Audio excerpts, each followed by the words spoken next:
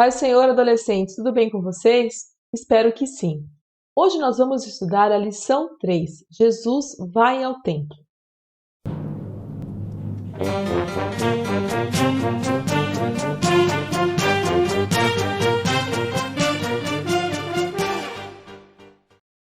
Vamos iniciar falando sobre a construção do templo. O rei Davi ele desejava muito construir uma casa para Deus, onde a Arca da Aliança ficasse definitivamente guardada, ao invés de permanecer na tenda provisória ou tabernáculo, que era existente desde os dias de Moisés. Porém, Deus não permitiu que Davi construísse. Vamos ver onde está isso na Bíblia? Está lá no livro de 1 Crônicas, capítulo 28, verso 2 ao 3 e o 6. E pôs-se o rei Davi em pé e disse: Ouve-me, irmãos meus, ó povo meu. Em meu coração propus eu edificar uma casa de repouso para a arca da aliança do Senhor e para o estrado dos pés do nosso Deus, e eu tinha feito o preparo para edificar. Porém, Deus me disse: Não edificarás casa ao meu nome, porque és homem de guerra e derramaste muito sangue. E me disse: Teu filho Salomão, ele edificará a minha casa e os meus átrios, porque eu escolhi para filho e eu lhe serei por pai. Então, assim, Davi ele tinha esse desejo de construir uma casa do Senhor, um templo, uma igreja, vamos supor se fosse nos dias de hoje. Porém, Deus falou para ele, falou assim, olha, você é um homem de guerra, você matou muita gente. Então, quem vai estar edificando isso vai ser o seu filho. Porém, Davi ele deixou todo o material já preparado, né? Passou todas as coordenadas para Salomão, e Deus também instruiu Salomão como deveria construir esse templo. Aí começou Salomão a edificar a casa do Senhor em Jerusalém, no Monte Moriá, onde o Senhor aparecera a Davi, seu pai, no lugar que Davi tinha preparado a eira de Ornã, o Jebuseu, e começou a edificar no segundo mês, no segundo dia, no ano quarto de seu reinado. Lembrando também que nesse Monte Moriá foi aonde Deus pediu para Abraão entregar Isaac, né, onde sacrificar Isaac. Porém, Deus não permitiu que isso ocorresse, só que provou a fé de Abraão. Em 1 Reis, no capítulo 9:1, aqui já fala quando Salomão acaba. Né? Ele falou assim, sucedeu, pois, que acabando Salomão de edificar a casa do Senhor e a casa do rei, e todo o desejo de Salomão, que lhe veio a vontade de fazer. Então, aqui a gente falou do começo da construção, né? Do desejo de Davi, quando Salomão começou a construir, e aqui também a Bíblia fala quando Salomão acabou. E quando Salomão acabou de construir o templo e tudo mais, que foi feito o primeiro culto, foi algo tremendo, foi maravilhoso. Deus se manifestou de uma forma poderosa lá no templo. Qualquer dia a gente estuda um pouco sobre isso. Vamos seguir. E o templo construído por Salomão foi destruído na época do reinado da Babilônia por Nabucodonosor, que destruiu tantas muralhas da cidade quanto o templo de Salomão. O Império Babilônico invadiu Jerusalém, levou o povo cativo, como Daniel, os amigos de Daniel. Então, várias pessoas foram levadas cativas para lá. E Nabucodonosor ele destruiu Jerusalém, destruiu tudo, tanto a muralha quanto o templo. Então, aquele templo do Salomão, belíssimo, foi totalmente destruído por Nabucodonosor. E quando o reinado babilônico, ele foi dominado pelo reinado persa, o rei Sírio da Pérsia libertou a volta dos cativos para Jerusalém. Então, porque assim, os babilônicos invadiram, eles que reinaram, mas depois veio o Império Persa e dominou sobre a Babilônia. E aí eles liberaram, o rei Ciro falou assim, olha, o povo judeu pode voltar para Jerusalém. E aí Zorobabel foi um líder judeu que liderou o retorno do primeiro grupo de judeus a Jerusalém e trabalhou fortemente na reconstrução do templo em Jerusalém. A gente também tem Neemias, que ele reconstruiu o quê? O muro de Jerusalém.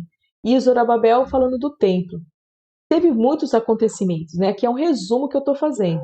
E aí eles voltaram a construir. Lógico que essa reconstrução do templo, ele não ficou tão belo quanto era na época de Salomão, porque é algo assim esplendoroso que Salomão fez, é algo assim maravilhoso. Mas eles estavam voltando cativos, e aí Zorobabel falou assim, não, vamos reconstruir o templo. E Neemias reconstruiu os muros. E depois disso, desse templo de Zorobabel que ele reconstruiu, ao longo dos anos, houve outras guerras, outras revoltas, e realmente foi totalmente destruído o templo, Só que aí levantou Herodes, ele é chamado, o grande, eu até coloquei aqui entre aspas, porque grande mesmo é o nosso Deus. Ele voltou a reconstruir esse templo, né? Restaurar o templo. De uma forma um pouco diferente, mas no mesmo local onde estava o templo que Salomão construiu. E assim, e esse templo que Herodes construiu foi o templo que Jesus entrou. Que é o que a gente vai estar estudando a lição de hoje. Então, a lição de hoje vai tratar de um assunto que ocorreu na festa da Páscoa, momento em que judeus de perto e de longe viajavam até Jerusalém para oferecer suas ofertas. O povo judeu era um povo festivo, ele tinha várias festas, e a maioria das festas era para relembrar coisas que Deus fez, era para exaltar o nome do Senhor. Então, assim, na Páscoa era uma grande festa, né? Era super importante essa festa para eles, que era relembrar, né, quando eles saíram do Egito, quando o anjo passou e matou os primogênitos do Egito, né, dos egípcios, mas do povo judeu, o Senhor, ele protegeu, ele guardou, eles não morreram. Então, e depois disso teve a libertação do povo. Então, eles comemoravam a Páscoa com muita alegria, né, que era a libertação, que era a passagem. Hoje a Páscoa é outro sentido, né, que a gente comemora, que é a ressurreição de Cristo. E aí o povo, toda a cidade de Jerusalém ficava assim, ó, lotada de gente, porque eles subiam para Jerusalém de todos os lugares para adorar o Senhor, oferecer sacrifício. Vamos prosseguir aqui. E aí em João, capítulo 2, do verso 3 a 17, diz assim: Estava próxima a Páscoa dos judeus, e Jesus subiu a Jerusalém, e achou no templo os que vendiam bois e ovelhas e pombos, e os cambiadores assentados.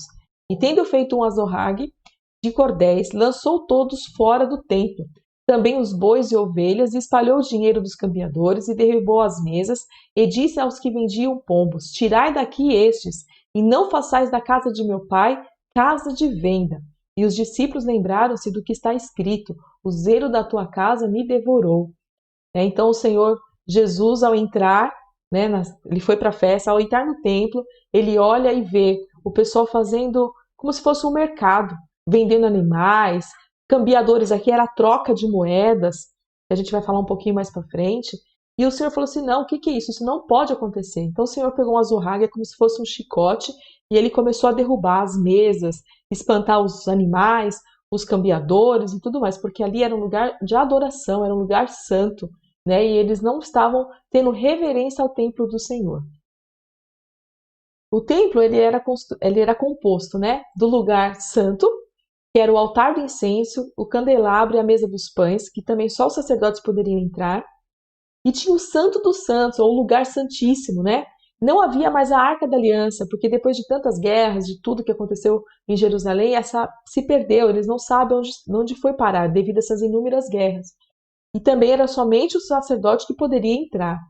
E havia o pátio. O pátio era o altar do holocausto e a pia, que os sacerdotes sacrificavam os animais, se purificavam na pia. Então isso que era composto, a gente vai ver um pouquinho mais sobre isso. E em volta do templo tinha alguns outros pátios, né? Além desse pátio principal, tinha outros. Tinha o pátio de Herodes, de judeus, das mulheres e dos gentios. Gentios eram todos aqueles que não eram judeus e que era onde ficava, né?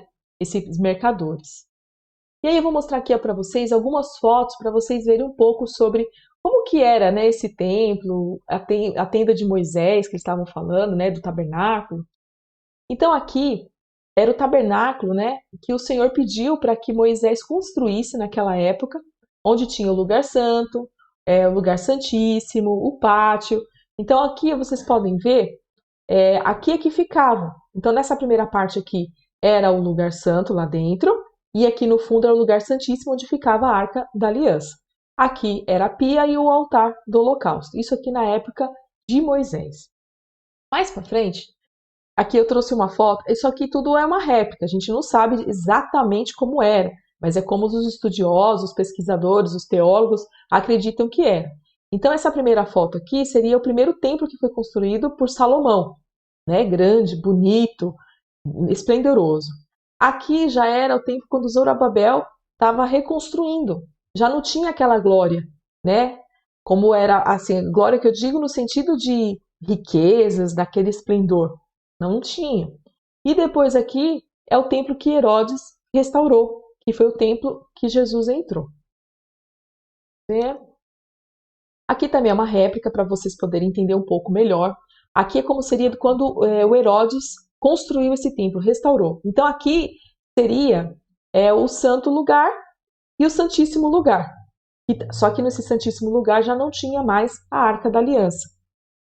Aqui para frente tem o pátio dos gentios, vocês percebam que ficam para o lado de fora. Aqui é o templo como um todo e os gentios ficavam para o lado de fora. Aqui tem uma outra imagem que acho que facilita um pouquinho mais para eu poder explicar. Então, por exemplo, aqui no 2 aqui ficava o quê? O altar do holocausto. Aqui ficava o pátio dos sacerdotes. Aqui dos judeus. As mulheres ficavam aqui onde está o número 9, não sei se dá para enxergar porque está bem pequenininho. Então era dessa forma o templo. E aqui, ao redor aqui, ficava os mercadores, ficavam os animais, os cambiadores vendendo. Só que tinha bastante barulho aqui, né? E atrapalhava aqui a adoração. Vamos ver mais uma foto.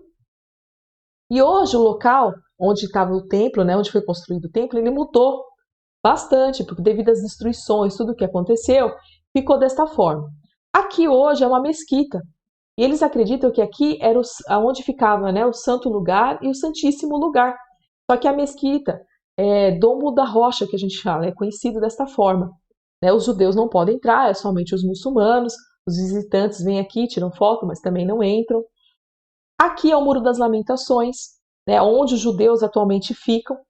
Né? Esse Muro das Lamentações é o que sobrou, né, lá do templo do Herodes. Na verdade, não é que sobrou do templo, ele era um muro de arrimo, né, que segurava as paredes do templo realmente.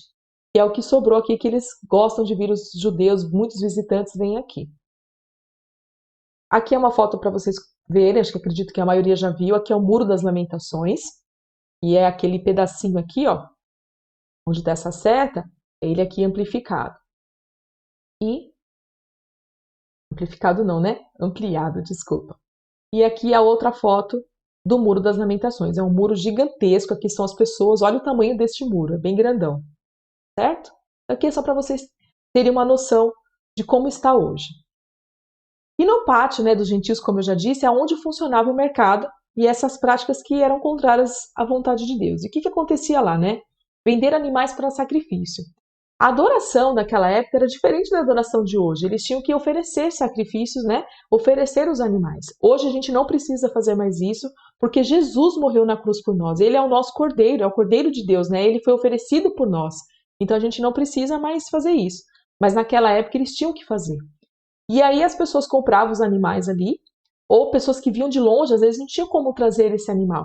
Então eles tinham que comprar lá. Outros até traziam, só que quando chegava para oferecer, o sacerdote ele fazia uma vistoria nesse animal, porque tinha toda uma condição para oferecer. Tinha várias características, né? Ele não poderia ter mancha, não poderia ser manco, não poderia ser cego. Tudo isso está escrito na Bíblia, conforme Deus ordenou. Então, se o animal fosse reprovado, essa pessoa teria que fazer o quê? Comprar um outro animal.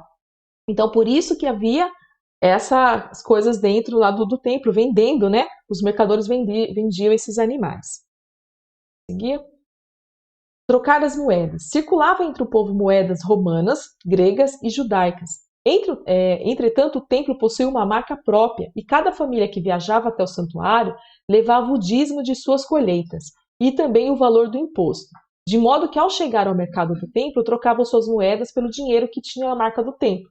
É como a gente hoje, se a gente vai para um outro país, por exemplo, se a gente vai para os Estados Unidos, a gente tem que trocar o nosso real por dólar. A gente fala, eu vou comprar dólar, vou na casa de câmbio. Aqui era a mesma coisa, eles tinham que trocar.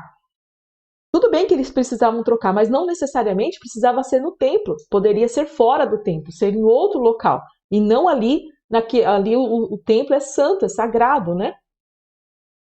Comércio e lucro com o sagrado, né? Embora a atividade de mercadores do templo não fosse legal, já que tinha autorização do governo e dos sacerdotes, ele era reprovável por Deus. A troca de moedas, as vendas de animais aprovados, né, para sacrifício e empréstimo era uma forma de exploração financeira. E isso desonrava Deus e os princípios de sua palavra. Quer dizer, era um comércio, era a parte financeira. E o pessoal que estava lá cobrava preços exorbitantes. Então os mercadores faziam isso. Então Deus realmente abomina esse tipo de coisa. E desonrar o templo. Todos os arredores do templo eram sagrados. No pátio dos gentios, né, tinha a presença dos animais e eles faziam as sujeiras dele, a urina, as fezes, tudo ali. Sem contar o quê? O barulho dos mercadores, era como se fosse uma feira aberta. Sabe feira que a gente vai aqui? É uma barulheira que eles começavam a gritar, olha aqui, compra o sacrifício, o pombo, o animal, vem trocar dinheiro. Então era muito barulho. E fazia o quê? Isso comprometia a santidade e a solenidade lá dentro, porque esse barulho chegava lá dentro. E as pessoas iam lá para oferecer o sacrifício, para adorar a Deus. Então isso atrapalhava bastante, Deus não se agradava. E Jesus chegando, expulsou todos eles de lá. E a autoridade de Jesus, né? Jesus, vendo o que estava ocorrendo no templo, não suportou e expulsou a todos e disse, né? Está lá em Mateus 21, verso 13. Está escrito, a minha casa será chamada casa de oração, mas vós a tendes convertido em covis de ladrões. Então, quer dizer, o Senhor fala assim, aqui é lugar de adoração, aqui é lugar de oração e não lugar de comércio. Tinha que comprar um animal, tinha que fazer as coisas? Poderia, mas não ali naquele local, porque ali é um lugar de adoração ao Senhor. A finalidade da ação de Jesus era restabelecer o propósito do templo, que era adoração, intercessão, ensino, oração e comunhão do povo. Esse é o propósito do templo, e não de ficar fazendo comércio, né? Ficar vendendo as coisas. E aqui, para encerrar, eu coloquei referência na casa de Deus. E o que tudo isso tem a ver com os dias de hoje? Hoje a gente não tem o comércio, a gente não tem esses sacrifícios, né, dos animais, nada disso. Mas a gente entra na casa do Senhor, a gente tem que ter reverência. Lá em Eclesiastes 5:1 diz assim: guarda o teu pé quando entrares na casa de Deus, porque chegar-se para ouvir é melhor do que oferecer sacrifícios de tolos, pois não sabe o que fazem mal, pois não sabe que fazem mal. Ou seja, hoje nós não oferecemos esse sacrifício de animal, mas nós oferecemos o quê? O louvor a Deus, a adoração a Deus. Esse é o nosso sacrifício a Ele hoje. Estarmos adorando, louvando. E ele diz aqui, olha, é melhor você entrar e ouvir, prestar atenção na palavra. Não adianta você vai lá no culto, vamos ouvir os adolescentes, vamos ouvir as irmãs, vamos ouvir o coral. Aí levanta para louvar a Deus e quando senta começa a conversar. Quando chega na casa de Deus não ora, pega o celular, levanta para ir no banheiro, levanta para beber água, levanta para conversar, vai para lá, vai para cá, ou não presta atenção em absolutamente nada. Isso é falta de reverência e Deus ele reprova, ele abomina isso. E o Senhor, ele olha todos nós, ele conhece o nosso coração. Então, adolescente, presta atenção. Quando você for para a casa do Senhor, guarda o teu pé, quer dizer, tenha reverência ao Senhor. Não vá lá para conversar, para ficar mexendo no celular. Não faça isso, não faça isso. Preste atenção, escute a palavra de Deus. Põe em prática. Quando você estiver louvando, louve do coração. Saiba que você está louvando ao Deus maior, não existe outro além dele. A Jesus que morreu na cruz por você. Faça isso como forma de agradecimento, como uma forma de adoração. E lá também é casa de oração. Lá você pode pedir, você pode orar. Tem muitos que chegam e que nem dobram o joelho para orar. E além de tudo, tem gente que além de não orar, ele atrapalha o próximo, né? Porque assim, ele não orou, aí ele começa a conversar. Ele está conversando e está atrapalhando quem está orando. E ele também está prejudicando essa pessoa a qual ele está conversando. Né? Porque não deveria estar os dois estarem orando. Eu sei que como muitas vezes a gente tem coisa para resolver na igreja. Mas ou chega um pouco antes, ou fica para o lado de fora, resolve o que tem que resolver e entra. E entra para adorar verdadeiramente ao Senhor. Vá com o propósito de adorar e não com o propósito de conversar com o irmão para resolver tal coisa ou para acertar tal passeio. Nada disso. A gente tem sim a nossa comunhão, é muito bom a gente se unir, a gente conversar, mas faça isso após o culto. Amém? Tenha reverência na casa do Senhor. Prosseguindo aqui com as nossas perguntas. Por que Davi não pôde construir o templo e quem construiu o primeiro templo? Em qual pátio ficavam os mercadores e cambistas? E qual era o propósito do templo? Pode me responder por WhatsApp ou pelo meu e-mail. Amém, adolescentes? Eu louvo a Deus pela vida de vocês, que Deus os abençoe e boa semana. Não esqueçam, ore e louve ao Senhor, Jesus, porque Ele está voltando. Amém? Deus os abençoe.